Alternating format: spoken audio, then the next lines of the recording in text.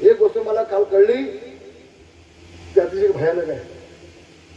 गीते साहेबांना छंद आहे आउट ऑफ इंडिया. मला अतिशय जवळच्या माणसाने सांगितलं, हा माणूस जवळजवळ 50, 60, 70 देश त्यांनी केले आतापर्यंत. तो इंडियात थांबत नाही आणि ज्यावेळेला बाहेर जातो तेवढा अशी गोल टोपी घालतो, मोठी कॅप साहेबाची, आणि हात पॅन्ट होती असतो ओळखीने म्हणून. मी नवीन बातम्याला खाली मिळाली.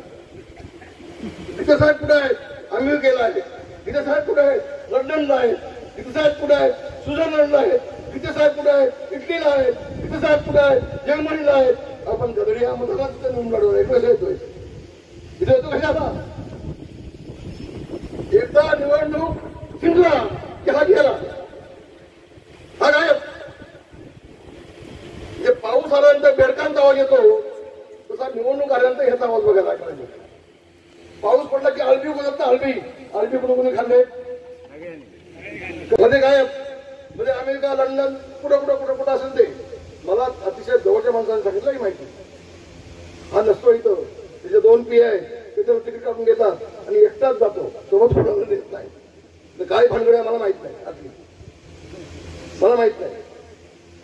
असा माणूस तुम्ही खासदार म्हणून पुढे वाढून गेला.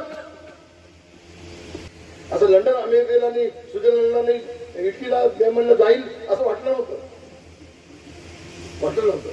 मी समाधान बोलतो, माझ्या आयुष्यामध्ये कधी खोटं बोललो नाही. कधी खोटं बोललो नाही.